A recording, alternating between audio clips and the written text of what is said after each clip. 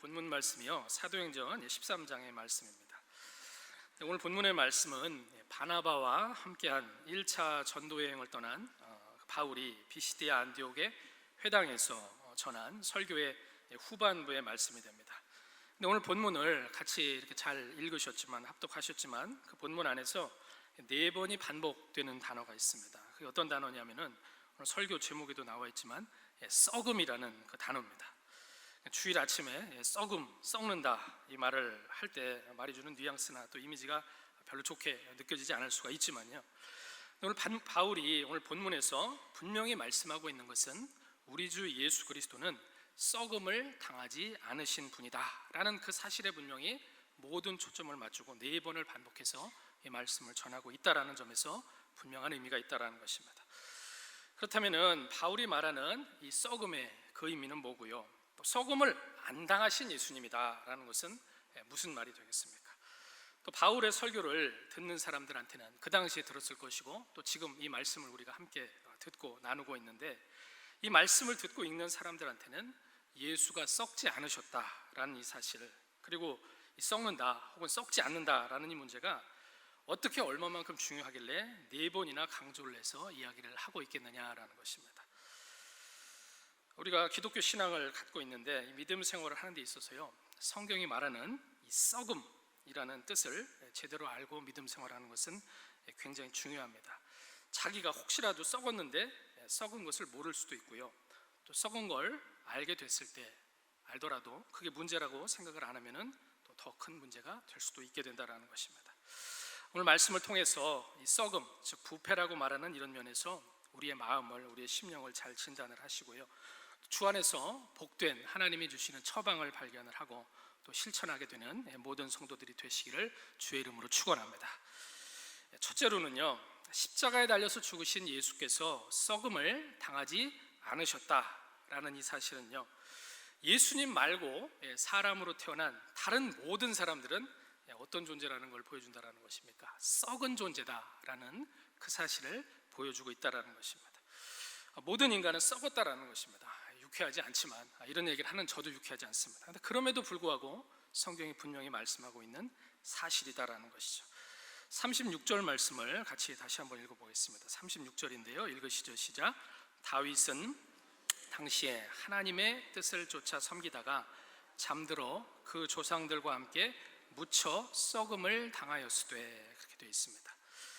근데 부패한다라는 것은 죽어서 사라져간다라는 말입니다. 그렇습니다. 사람은 세상에 다 태어나지만요, 다윗같이 대단한 사람이라고 해도 결국은 본문이 말씀하고 있듯이 다 죽습니다. 모든 인간은 죽기를 그렇기 때문에 무서워한다라고 히브리서 기자는 또 말씀을 하고 있는데요, 반대적인 면으로는요, 성경에 따르면은 사람은 또한 하나님의 형상으로 지어진 존재입니다. 영원하신 하나님이 그 형상을 따라서 지으셨기 때문에 인격성을 갖고 책임성 있게 살도록 특별하게 지으신 존재가 또한 사람이 된다라는 것이죠. 그게 바로 아담의 후손인 우리의 모습이 됩니다. 한마디로 말하면은 만물의 영장이다라는 것입니다. 그래서 하나님을 분명히 닮은 유일한 피조물이긴 한데요, 그런데도 결국은 썩어서 죽어버리니까 인간의 그 문제가, 딜레마가 발생을 하게 된다는 것입니다. 굉장히 대단한 것 같지만 사실은 엄청나게 별 볼 일이 없는 존재가 인간이다라는 것입니다. 근데 성경은요, 인간이 원래 썩어서 죽는 존재는 절대 아니었다라고 그렇게 분명히 말씀을 하고 있습니다. 처음 사람인 아담한테는요, 분명히 영생할 수 있는 기회가 있었습니다. 하나님이 아담한테 하나님을 그가 신뢰하는 믿음으로 순종해서 영생을 얻을 기회를 분명히 주셨습니다. 하지만 아담은 하나님을 떠나서 불순종을 했고요, 죄의 결과로 에덴 동산에서 쫓겨났습니다. 아담한테는 영적인 죽음 그리고 육체적인 죽음이 임했고요, 물론 장차 올 여자의 후손, 즉 메시아를 믿는 믿음으로 아담도 구원을 받고 900살에 이르도록 오래 살았다고 성경이 이야기하지만 결국은 어떻게 됐습니까? 죽었습니다. 아담의 모든 후손들은 그 이후로 다 죽었습니다. 이 사망 권세의 통치를 그 누구도 피할 수가 없다라는 것입니다. 근데 사실 이 죽음에 관한 사실은요, 모든 인간이 다 태어나면서 똑같이 다 받지만 그 누구라고 해도 정답을 풀어낼 수 없는 똑같은 숙제가 됩니다. 숙제를 받았으니까 학생들이 이제 얼마 전에 계약했는데 숙제 받았으면은 숙제에서 내야 되잖아요. 그래서 풀어서 내야 되는데 그 누구도 답을 못 찾기 때문에 숙제를 할 수가 없다라는 것입니다. 인간의 근본적인 실패가 됩니다. 단순하게 죽는다, 부패다라는 그 결과 그 자체보다도요, 하나님의 품을 떠나서 이제는 인생이 뭔지, 그 인생의 목적 자체가 뭔지를 모르기 때문에 모든 인간의 인생 가운데는 허무감이 느껴지는 걸 피할 수가 없고요, 결국 그 인생은 수고와 슬픔으로 다가오게 됩니다. 하지만 모든 사람의 마음속에는요, 그럼에도 불구하고 에덴 동산을 떠나기 전에 하나님과 교제했던 아담의 그 후손의 희미한 흔적이 다 파편처럼 남아 있어서요, 그 속에는 어떤 마음이 있다고 성경이 말씀하냐면은 영혼을 사모하는 마음이 있다라고 전도서 기자는 말씀을 하고 있습니다. 그게 바로 구원을 통해서 평안을 누리고요, 바로 이 근본적인 문제를 해결받고자 하는 모든 죄인들의 몸부림이 됩니다. 죽어서 썩는 사형수의 신분이지만 이런 변호사 또 저런 변호사를 계속 써서 동원해서 어떻게 해서든지 무죄 판결을 받아서 감옥에서 나와서 살고 싶어하는 죄인의 모습입니다. 근데 그 변호사들이 다 거룩하신 하나님 앞에서는 소용이 없습니다. 판사가 납득할 만한 변호거리가 되지도 않고요, 또 그 변호사 자체의 능력도 항상 부족하게 됩니다. 그게 바로 오늘 본문의 39절의 전반부가 말씀을 하는 내용입니다. 39절 전반부인데 제가 읽어보겠습니다. 또 모세의 율법으로 너희가 의롭다 하심을 얻지 못하던 모든 일에도 라고 그렇게 기록이 되어 있습니다. 유대인이나 이방인이나 똑같습니다. 의인은 없나니 하나도 없습니다. 깨닫는 사람도 없고 하나님을 찾는 사람도 없습니다. 찾는다고 찾아봤자 바른 길이 아니기 때문에, 하나님이 원하시는 바른 길이 아니기 때문에 다 어그러지고 치우쳐서 무익할 뿐이다 라고 또 성경은 말씀을 합니다. 모든 사람이 죄를 범하였음에 사람을 지으신 하나님의 영광에 절대로 이르지를 못합니다. 하나님 앞에 의인이어야지만 사람을 지으신 그 하나님의 뜻에 합당한 거고요, 근데 하나님을 경외하고 그 명령을 지키는 것이 분명히 인간의 본분이 되는데, 모든 사람은 다 죽어서 썩은 죄인의 상태에 있기 때문에 이걸 못하고요, 또 이걸 안 한다라는 것입니다. 그리고 자기 죄로 그 인생을 살면서 더 썩어갈 뿐이다라는 것입니다. 근데 기억하시길 바랍니다. 모든 인간이 썩었고요, 나도 그 중에 하나였다라는 이 말씀에 만약에 우리 마음이 깊이 공감을 하지를 못한다라면요, 그 사람은 썩을 것으로 심고 썩지 아니할 것으로 다시 살며, 이 썩을 것이 썩지 아니함을 입고 이 죽을 것이 죽지 아니함을 입을 때 사망이 이김에 삼킨 바가 되리라 라고 고린도전서 15장이 말씀하는 그 새 생명이 뭔지를 잘 모르는 사람이다라는 것입니다. 그렇기 때문에 저와 여러분이 예수 그리스도의 말씀으로 살아난 사람이다라면은 내가 하나님을 떠나서 죽었던 첫 아담 안에 속했던 썩은 자였다라는 이 사실을 믿으시기를, 잊지 마시기를 주의 이름으로 축원합니다. 우리가 신앙생활을 하면서 교만한 성경에 나오는 바리새인처럼 되지를 않으려면요, 그리고 죄인이 나를 예배자 삼아주신 하나님을 향한 진실된 감사를 잊지 않기 위해서는 항상 잊지 말고 기억을 해야 될 중요한 성경의 가르침이다라는 것입니다. 근데 오늘 본문이 말하는 두 번째 가르침이 있습니다. 첫 번째 가르침에 이어서 썩은 자를 살리기 위해서 십자가에 달려서 죽으셨지만 썩지 않으신 예수께서는 어떻게 하셨습니까? 사흘 만에 부활을 하셨습니다. 설교자로서 바울이 오늘 본문에서 결정적으로 중요하게 말하려고 하는 그 사실이 결국은 뭐가 되겠습니까? 예수님의 죽으심과 예수님의 부활입니다. 우리 주님은 분명히 한번 죽으셨습니다. 죽어서 장사되셨습니다. 근데 중요한 사실은요, 죽긴 죽었는데 그분은 썩으셨다 안 썩으셨다? 안 썩으셨다라는 것입니다. 예수님은 죄가 전혀 없는 분이고요, 죄와 상관없이 이 땅에 성육신으로 오신 하나님의 아들이시기 때문입니다.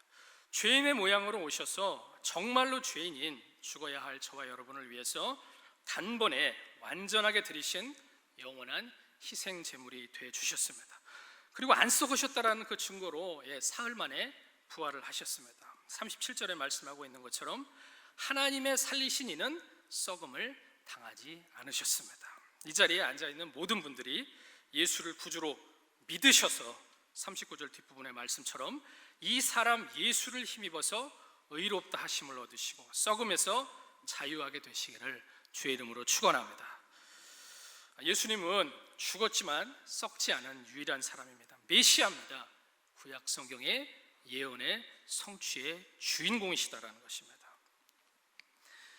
그렇기 때문에 이 예수를 다메섹 도상 이후로 경험한 이 바울 자신이 지금 하나님이 보내신 유일한 그 구원의 말씀되는 예수를 전하고 있기 때문에 이 말씀을 듣는 당신도 썩지 않기 위해서 예수에 대해서, 그분의 죽으심과 부활에 대해서 원래 가졌던 그 잘못된 생각을 버리고 복음을 마음으로 받아들여라 라고 바울은 지금 외치고 있다는 것이죠. 32절과 33절의 말씀이 그 말씀이 됩니다. 32, 33절 제가 읽어볼게요. 우리도 조상들에게 주신 약속을 너희에게 전파하노니 곧 하나님이 예수를 일으키사 우리 자녀들에게 이 약속을 이루게 하셨다 함이라. 시편 둘째 편에 기록한 바와 같이 너는 내 아들이라 오늘 너를 낳았다 하셨고, 이 복음을 마음에 받고 아멘으로 고백한 사람은 썩음이라는 그 영원한 저주에서 부활로 해방이 돼서요 장차 천국에서 영원한 생명을 누리게 될 줄로 믿습니다. 근데요 영원히 죽어서 썩는 그런 것으로부터의 근본적인 자유에 더해서 지금 저와 여러분이 정말로 관심을 많이 가져야만 되는 썩음이라는 것에 중요한 또 다른 측면이 있다라는 것입니다. 그건요 죄인이 예수를 믿고 거듭나서 신앙생활을 한다고 해도요 그 영혼과 그 마음과 육신 속에 썩는다, 썩음이다 라는 그 활동하고 그 현상 자체는 완전히 없어지지를 않는다라는 것입니다. 2차 대전제 원자폭탄이 투하가 돼서 식민지 국가들이 법적으로는 해방이 됐다고 해도 우리나라도 그렇게 그 영향으로 해방이 됐죠. 그렇지만 그 식민지 통치의 잔재는 그 나라에 계속 남아서 활동을 한다라는 것입니다. 죄에 대한 책임 때문에 영원히 지옥에서 형벌을 받을 그 책임은 본질적으로는 면했지만 죄의 결과로서의 그 마음의 부패 그리고 오염 그 자체는 아무리 성령 충만한 사람이라고 해도 그 마음에서 완전히 본질적으로 사라지지는 않는다라는 것입니다. 원래 성경에서 말하고 있는 죄라는 용어 자체에는요 죄에 대한 인간의 도덕적인 책임하고 또 죄에 대해서 받아야 할 형벌하고 또 죄로 인해서 썩어가는 그 부패, 오염이라는 요소가 그 죄라는 말 속에 다 들어있습니다. 그렇기 때문에 거듭난 신자라고 해도요 그 사람 안에 영적인 그 부패의 구조가 남아있다라는 것입니다. 남아있으니까 당연히 활동을 하겠죠. 그래서 바울이 육신이다, 육신이라고 특별히 로마서에 말씀하고 있는 이 옛사람의 모습이요 이 죄성은 그래서 여전히 신자 안에 살아있고요 또 미혹하는 악한 영들과 또 불신앙의 이 세상은 그 죄성하고 탁 서로 손을 잡아가지고 신자라고 해도 어떻게 해서든지 넘어뜨려서 어떻게 해서든지 우리가 복되게 알차게 성도로서의 인생을 살지 못하게 하려고 허비시키려고 애를 쓰고 있다는 것입니다. 부정적인 면으로요.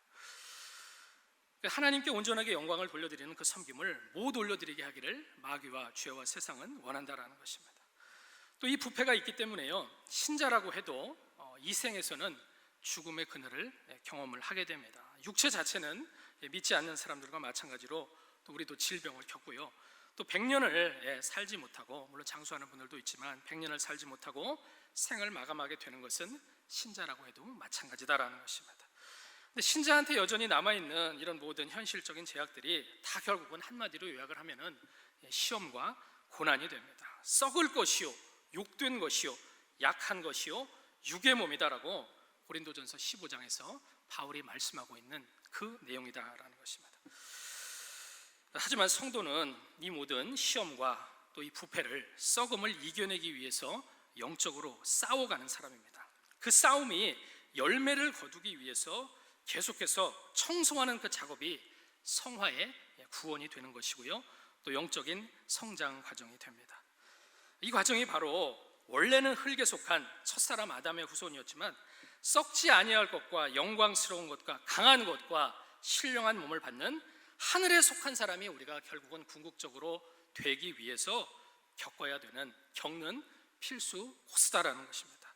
그냥 두면은 신자라고 해도 내 안의 부패는 계속해서 더 썩어가려고 하기 때문에 하나님의 은혜로 말씀을 통하여서 계속 억제하고 썩는 것을 틀어 막아야만 된다는 것입니다.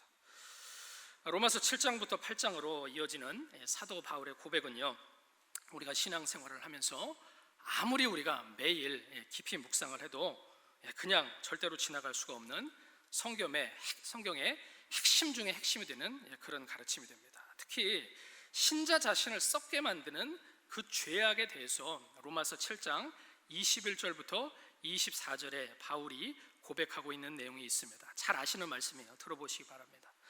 그러므로 내가 한 법을 깨달았노니 곧 선을 행하기 원하는 나에게 뭐가 함께 있다고 말씀합니까? 악이 함께 있노라 라고 그렇게 고백을 합니다. 내 속사람으로는 하나님의 법을 즐거워하되 내 지체 속에서 한 다른 법이 내 마음의 법과 싸워서 내 지체 속에 있는 죄의 법 아래로 나를 사로잡아 오는 것을, 몰아가는 것을 내가 보는도다. 오호라, 나는 곤고한 사람이로다. 이 사망의 몸에서 도대체 누가 나를 건져내랴 라고 그 대단한 바울은 고백을 하고 있습니다. 근데 바울이 괴로워하는 자기 안에 이 죄된 모습은요, 실제로 막 사람을 죽이고 간음하고 눈에 보이게 도적질하는 그런 겉으로 보기에 대단한 그런 모든 비난을 다 짊어져야 될 그런 죄들을 말하는 게 아닙니다. 죄가 얼마나 교묘하고 또 추잡스럽고 속이고 은폐하는지를 바울이 자기 속에서 보고 있다라는 것입니다. 사람이라면 누구나 마찬가지입니다. 신자라고 해도요, 내 속에서 시기하고 분쟁하고 수근수근거리고 씹어대고 비방하고 교만하고 악을 도모하고 배신하려고 하고 무정하고 무자비하고 욕심과 정욕이 끌어오르고 정신 안 차리면 언제라도 하나님 대신에, 내가 섬긴다고 하는 하나님 대신에 돈, 자리, 권력, 그리고 음란이라는 그 우상으로 기울어지려고 하는 그 성향이 내 안에서 언제라도 일할 준비가 항상 준비가 잘 되어 있습니다 라는 것을 경험적으로 우리는 다 확인을 합니다. 제가 지금 말씀드린 로마서 1장의 기록에 또한 말씀하고 있는 그 내용입니다. 그렇기 때문에 그 사실을 너무나도 잘 아시는 분인 하나님의 아들 예수께서 처음부터 이 땅에 오셔서 처음부터 끝까지 외치신 그 메시지는 너희가 영적인 위선을 벗어라, 그리고 말씀 앞에서 회개하고 진실되게 여호와를 믿고 진실되게 살아라 라는 그 말씀입니다. 모든 말씀의 요약은 결국은 그거라는 이야기죠. 그게 바로 복음과 또 하나님의 그 율법을, 계명을, 십계명을 제대로 함께 하나님 말씀을 바르게 아는 지식이고요, 하나님을 아는 참된 지식이고요, 하나님을 정말로 경외하는, 하나님이 기대하시는 의인의 모습이기 때문에 그러하다라는 것입니다. 모든 신자는요, 그 누구라고 해도요, 자기 안에 자기 속에 여전히 살아있는, 그리고 언제라도 더 번져나가지 못해서 안다라는 이 썩음, 이 영적인 부패의 그 실체를 인식을 못하면은 절대로 건강한 신앙생활을 할 수가 없습니다. 믿으시기를 바랍니다. 예레미야 선지자는 분명히 말씀을 합니다. 주 여호와 내가 말하노라. 계시를 받아서 전하는 거죠. 네가 잿물로 스스로 씻으며 수다한 비누를 쓸지라도, 성경에 비누가 나와요. 비누를 쓸지라도 내 죄악이 오히려 내 앞에, 여호와 앞에 그저 있으리니 구스인이 그 피부를, 표범이 그 반점을 변할 수 있느냐, 못한다는 것입니다. 할 수 있을진데 악에 익숙한 너희도 선을 행할 수 있으리라. 거듭난 신자도 신분상으로는 하나님의 은혜로 의인이 됐습니다. 근데 질적으로는 여전히 죄인이다라는 것입니다. 그게 바로 너무나도 오랜 세월 동안에 로마 가톨릭 아래에서 로마 가톨릭의 수사요 신학교 교수로 가르치고 말씀 전하고 활동하면서 복음이 무엇인가, 하나님의 말씀이 무엇인가, 구원이 무엇인가에 대해서 치열하게 고민을 했던 대표적인 종교개혁자 루터가 하나님의 은혜 가운데 말씀을 통해서 발견한 우리는 의인인 동시에 죄인이구나 라는 그 말의 뜻이 된다라는 것입니다. 여러분 안에 이 곤고함을 느끼면서 신앙생활을 하고 계십니까? 곤고함을 느껴야지만 살아있는 사람입니다. 죽음에서 생명으로 하나님의 놀라운 은혜로 정말로 소속 자체를 바꾼 그런 사람이다라는 것입니다. 이 문제를 경험하고 해결해가는 그것이 바로 기독교인의 모든 근본적인 공통된 소명인 줄로 믿으시기를 주의 이름으로 축원합니다. 오늘 말씀의 세 번째 포인트로 가겠습니다. 썩음을 당하지 않으신 예수님께서 저와 여러분을 살리셨다면요, 그분은 다시 썩지 않으려고 애쓰는 하나님의 자녀를 끝까지 책임지시고 격려하시고 위로하시고 지키시는 하나님의 아들이십니다. 그러니까 우리는 더더욱 예수 안에서 항상 새롭게 힘을 얻어야만 되는 줄로 믿습니다. 이런 질문을 할 수가 있습니다. 바른 질문은 아니지만 한번 들어보시기 바랍니다. 그렇다면 제가 여태까지 말씀을 드렸는데, 그렇다면 예수를 믿어서 구원받은 내가 믿고 경험하는 이 기독교 신앙은 죽어서는 지옥 아니고 천국을 보내주는 그 믿음인 건 분명하고, 이 땅에 살아가는 동안에는 잘 되는 복을, 주 안에서 잘 되는 복을 받으려고 꼭 필요한 거지만, 너무 좋은 거지만, 죄라는 면, 그리고 그런 질적인 썩음, 부패다라는 면에서는 힘이 없는 기독교라는 거 아닙니까? 힘이 없는 교회라는 거 아닙니까? 힘이 없는 성도라는 거 아닙니까? 라는 질문을 던질 수가 있다라는 것입니다. 세상이 교회와 기독교인들을 서슴없이 욕하는 그런 현실도 모순처럼 보이는 방금 제가 말씀드린 이런 현실에서 다 발생을 하게 되는 것이고요. 근데 하나님의 말씀에 따르면 우리가 알고 믿어야 하는 진리는 무엇이냐면은 절대로 그렇지가 않다라는 것입니다. 잘 들으시길 바랍니다.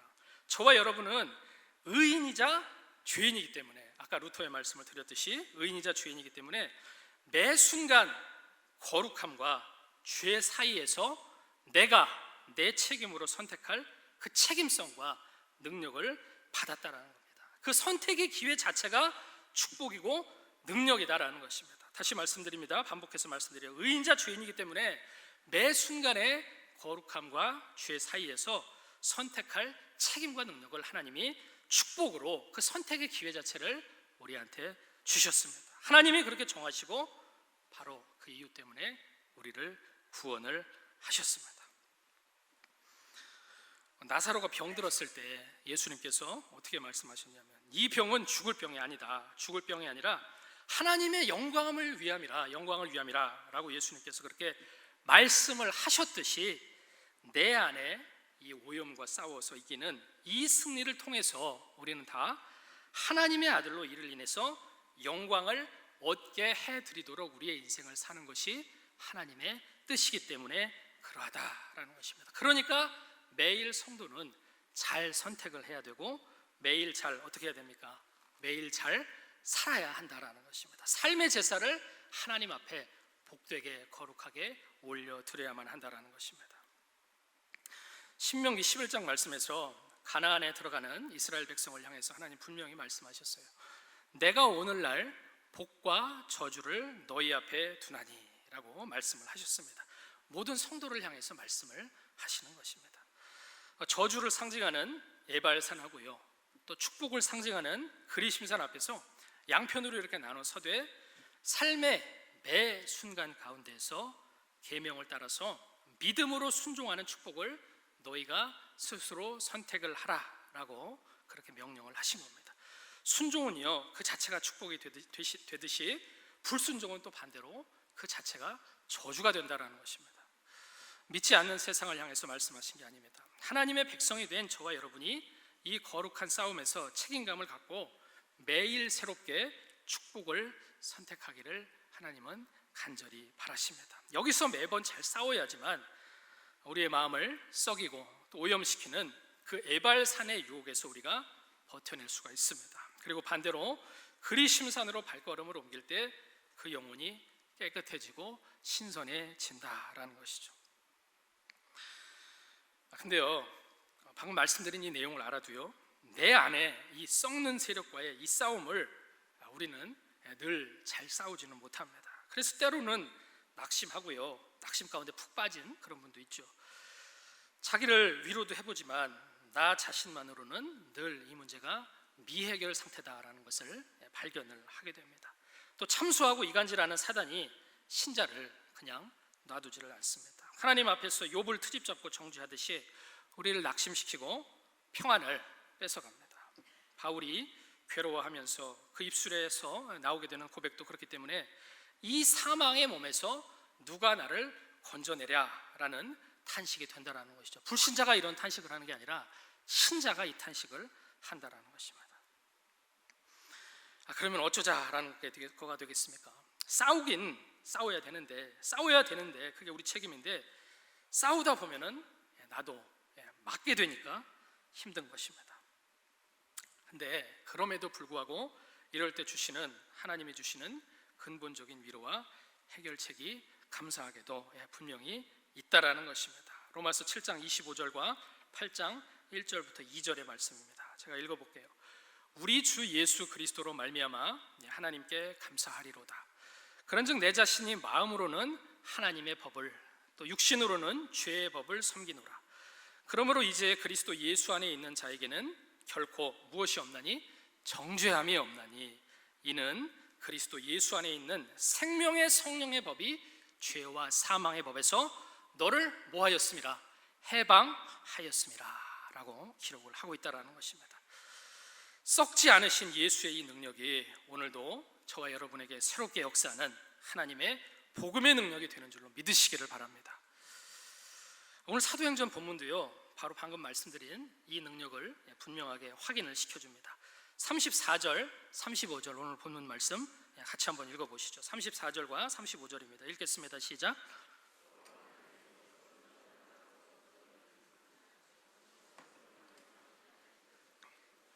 내가 다윗의 거룩하고 미쁜 은사를 너희에게 주리라 하셨으니 그러므로 또 다른 편에 일러스되 주의 거룩한 자로 썩음을 당하지 않게 하시리라 하셨느니라. 아멘. 사람으로 오신 예수님은 부활하신 바로 다음에는 안 썩으셨지만 몇백 년 후에는 늙어서 다시 죽기라도 해서 썩으신 분이 절대로 아닙니다. 그분은 어제나 오늘이나 영원토록 동일해서 썩음이 없으신, 살아서 역사하시는 거룩하신 하나님의 아들이십니다. 그래서 성도가 분명히 기억할 게 있다라고 바울은 간절하게 말씀을 전하고 있어요. 38절과 39절 말씀 또 같이 읽어보시죠. 38절 39절입니다. 읽습니다. 시작. 그러므로 형제들아 너희가 알 것은 이 사람을 힘입어 죄사함을 너희에게 전하는 이것이며 또 모세의 율법으로 너희가 의롭다 하심을 얻지 못하던 모든 일에도 이 사람을 힘입어 믿는 자마다 의롭다 하심을 얻는 이것이라. 방금 읽은 말씀에 반복해서 나오는 말씀 표현이 뭡니까? 뭐예요? 이 사람을 힘입어입니다. 이 사람 예수 그리스도를 말씀과 성령으로 매일 새롭게 의지를 해서 죄인인 나를 위해서 그분이 행하신 완전한 속죄, 그 완전한 순종을 내가 믿을 때, 믿음을 내 안에서, 내 심령 안에서, 내 입술로 나타낼 때 주 안에서 나한테 하나님이 과거에 내가 처음 예수 믿을 때 실제로 전가해 주신, 전가라는 말을 써요. 전가해 주신 그분의 의요, 하나님의 그 의가 오늘 나의 삶 가운데서 또 새롭게 확인이 된다라는 것입니다. 여기서 믿는다라고 바울이 오늘 사도행전 본문에서 말씀하고 있는 이 믿음은요, 헬라어, 신약성경은 헬라어로 쓰여졌으니까 그 헬라어 시제로 한 번의 과거에 믿고 딱 끝나는 그 믿음이 아니고요, 믿고 또 믿고 계속 믿는, 즉 그 믿음이 항상 현재가 돼서 현재적으로 살아서 움직이는, 오늘도 저와 여러분의 입술의 고백을 통해서, 마음을 통해서 실제로 발휘되는 그 믿음을 말씀을 하는 겁니다.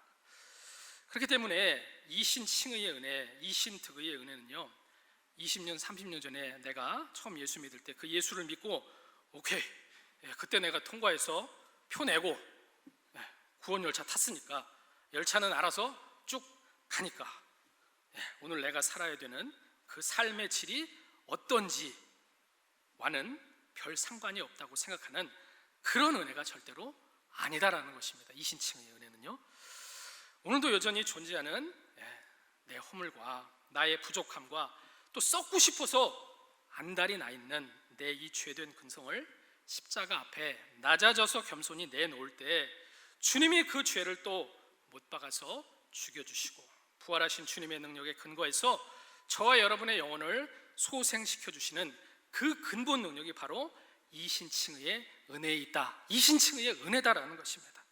저와 여러분이 그렇기 때문에 오늘도 하나님 말씀 가운데서 새롭게 은혜를 받을 때 하나님이 영광을 받으십니다.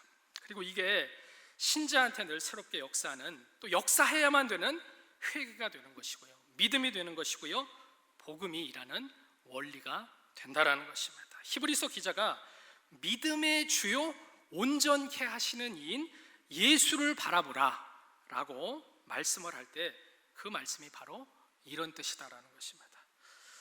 예수 그리스도를 날마다 새롭게 힘입으셔서 그분을 믿고 또 믿을 때 하나님의 영광을 보게 되시는, 또한 성도들 하나님의 위로와 격려와 지키심을 반드시 경험하는 성도들이 되시기를 주의 이름으로 축원합니다. 말씀을 정리를 한번 해볼게요.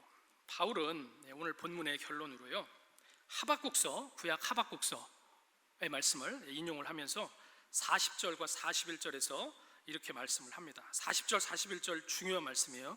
같이 한번 읽어보시겠습니다. 40절, 41절을 읽습니다. 시작. 그런즉 선지자들로 말씀하신 것이 너희에게 미칠까 삼가라. 일러스되 보라, 멸시하는 사람들아, 너희는 놀라고 망하라. 내가 너희 때를 당하여 한 일을 행할 것이니 사람이 너희에게 이를지라도 도무지 믿지 못할 일이라 하였느니라 하니라. 불신앙은요, 예수 안 믿는 것은 비참한 겁니다. 근데 신자인데도 만약에 깨어있지 못하고 잠들어서 죽은 거나 진 데가 없다라면 비참하기는 마찬가지입니다. 구약시대 선지자들은 목이 터지도록 이스라엘과 유다를 향해서 회개하고 깨어나라 라고 그렇게 외쳤습니다. 너희한테 하나님의, 거룩하신 하나님의 징계와 심판이 임할까 두려우니까 제발 근신하고 삼가고 이제는 돌아오라 라고 그렇게 말했다라는 것이죠. 하지만 오늘 바울의 기록에 따르면, 또 우리가 역사적으로도 확인을 했듯이 주님의 말씀을 멸시하는 사람들은 하나님이 내리신 이 심판 때문에 놀라고 망했다라는 것입니다. 근데 예수 그리스도의 십자가와 부활의 복음을 들어도 그 복음이, 그 말씀이 도무지 믿지 못할 일이다, 따르지 않을 일이다라고 말을 한다라면은 너희도 똑같은 처지가 될 거다라고 바울은 지금 경고를 하고 있습니다. 하나님의 말씀은 그런 것입니다. 깨닫는 자는 말씀을 새롭게 항상 깨닫게 되고요, 무지하고 교만한 사람의 귀는 말씀을 흘려버리고 말씀을 무시합니다. 말씀에 반응이 없습니다. 반응이 있다라고 해도 잘못된 반응을 보입니다. 말씀을 잘못 알아듣고 자기 마음대로 잘못 해석합니다. 그래서 이사야 선지자도 또 예수님도 이렇게 탄식을 했습니다. 외식하는 자들아, 이사야가 너희에게 대하여 잘 예언하였도다. 일러스되 이 백성이 입술로는 나를 존경하되 마음은 내게서 멀도다. 사람의 계명으로 교훈을 삼아 가르치니 나를 헛되이 경배하는도다 하였느니라. 이사야의 예언이 저희에게 이루었으니 일러스되 너희가 듣기는 들어도 깨닫지 못할 것이요 보기는 보아도 알지 못하리라. 이 백성이 마음이 완악하여져서 그 귀는 듣기에 둔하고, 같은 얘기예요. 눈은 감았으니 이는 눈으로 보고 귀로 듣고 마음으로 깨달아 돌이켜 내게 고침을 받을까 두려워함이라 하였느니라. 사도 바울이, 오늘 본문은 사도행전 13장인데 사도행전 28장에서 마지막에 내리고 있는 결론도 똑같습니다. 바울도 또 이사야를 인용을 합니다. 들어보세요. 바울이 한 말로 일러 가로되 성령이 선지자 이사야로 너희 조상들에게 말씀하신 게 옳도다. 일러스되 이 백성에게 가서 말하기를 너희가 듣기는 들어도 도무지 깨닫지 못하며 보기는 보아도 눈 달려서 보는데 도무지 알지를 못하는도다. 이 백성의 마음이 완악하여져서 그 귀로는 둔하게 듣고 눈을 감았으니 있는 눈으로 보고 귀로 듣고 마음으로 깨닫아 돌아와 나의 고침을 받을까 함이라. 똑같다라는 것입니다. 하나님 말씀인 복음은요, 위로만 주는 건 아닙니다. 복음은 잠든 사람을 깨우고 교만한 사람을 채찍질하는 것입니다. 그렇다면 묻겠습니다. 저한테도 묻는 것이에요. 지금 여러분은 이사야와 예수님과 바울이 말씀을 통해서 탄식하고 있는 이 탄식을 들어야 될 그 대상이라는 점에서 완전히 자유로우십니까?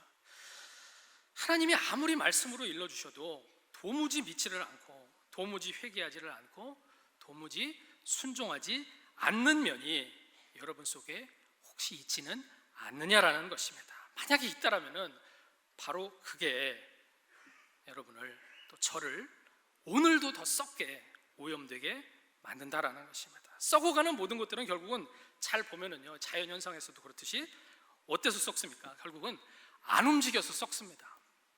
중간은 없습니다. 제자리 걸음도 없다라는 것입니다. 오늘도 선포되는 하나님의 말씀에 대한 각자의 반응에 따라서 영적으로 후퇴해서 뒤로 가서 더 썩든지 아니면 은혜 받아서 더 정결함을 입고 예수 그리스도의 향기를 더 받아 누리면서 하나님이 부어주시기를 원하는 그 영적인 윤택함의 축복을 누리게 되든지 항상 둘 중에 하나라는 것입니다. 하나님의 말씀은요, 항상 저와 여러분 앞에 저주받는 에발산 아니면 축복받는 그리심산을 향한 그 선택의 발걸음을 제공을 하고 있기 때문에 그러하다라는 것입니다. 그러므로 저주가 아니라 오늘도 축복을 선택하시기를 주의 이름으로 축원합니다. 마태복음 5장에 보면은 예수님이 팔복에 대해서 말씀을 하시고 난 바로 다음에 주시는 말씀이 있습니다. 여러분 많이 읽으시고 들으신 말씀이에요. 이렇게 말씀하셨습니다. 너희는 세상에 뭐니? 소금이니 소금이 만일 그 맛을 잃으면 무엇으로 짜게 하리요? 후에는 아무 쓸데가 없어 다만 밖에 버리워 사람에게 밟힐 뿐이니라 라고 예수님 말씀하셨습니다. 소금은요, 썩는 걸 막습니다. 썩는 걸 근데 완전히 막을 수는 없어요. 그렇지만 소금의 귀한 역할이 분명히 있습니다. 근데 저와 여러분이 소금이다 라고 예수님 말씀을 하십니다. 또 구약성경의 민수기 18장에도 보면은요, 신자와 하나님의 영원한 언약 관계에 대해서 무슨 언약이라고 말씀하셨냐면 소금 언약이다 라고 그렇게 말씀을 하셨습니다. 그래서 하나님은 우리한테 늘 우리가 죄와 허물이 많고 부족함에도 불구하고 변함없이 은혜를 주십니다. 은혜 받은 신자가 돼서 또한 소금이 돼서 너희가 썩는 것을 막아라 라는 그 소명을 이 자리에 앉아 계신 모든 분들에게 하나님이 주셨다는 것입니다. 근데요, 소금이 맛을 잃으면 썩는 것을 제대로 막을 수가 없습니다. 쓸데가 없어서 밖에 버려져서 밟힐 뿐이다 라고 예수님이 말씀을 하십니다. 저와 여러분이 요즘 세상 말로 맛이 간 소금이 돼서 버려져서 밟히는 게 아니라 정말로 하나님 은혜 가운데 맛을 잃지 않은 소금으로서 세상이 됐든지 또 교회 안에서가 됐든지 가정이 됐든지 어느 곳에서든지 진정으로 거듭난 그리스도인으로서 제대로 하나님의 뜻 가운데 쓰임 받고자 한다라면은 소금으로서 제일 중요한 게 있다라는 것입니다. 여태 말씀드린 겁니다. 그것은 가만히 두면은 언제라도 부패하는 방향으로 썩는 방향으로 기울게 되는 여러분 자신의 그 마음이요 영혼의 상태를 하나님의 말씀으로 또 간절하고 뜨거운 기도로 회개로 하나님의 은혜로 깨끗하게 씻고자 하는 새롭게 되고자 하는 그 겸손한 열망을 늘 내 안에 살아있게 하는 그 일이다라는 것입니다. 어떻게 그 일이 가능하다고 말씀드렸습니까? 예수를 바라봄으로써, 오늘도 새롭게 예수를 바라봄으로써 가능하다라는 것입니다. 믿으시면 아멘 하시겠습니다. 이 열망이 정말로 내 안에 여전히 있다라는 것을 오늘도 확인을 해서 썩는 쪽으로 하나님이 원하시지 않는 그 방향으로 발걸음하는 신자가 아니라 하나님의 칭찬과 격려를 받는 그 신선하고 새로운 축복으로 발걸음을 담대하게 새롭게 옮기는 모든 하나님의 거룩한 성도들이 되시기를 주님의 이름으로 축원합니다. 오늘 들으신 말씀을 기억을 하시면서 잠깐 기도를 하기를 원합니다. 우리의 마음을 다 주님 앞에서, 하나님 말씀 앞에서 낮추시고 예수님을 간절하게 부르시기를 원합니다. 우리의 마음을 하나님 앞에 내어놓으시기를 간절히 소망을 합니다.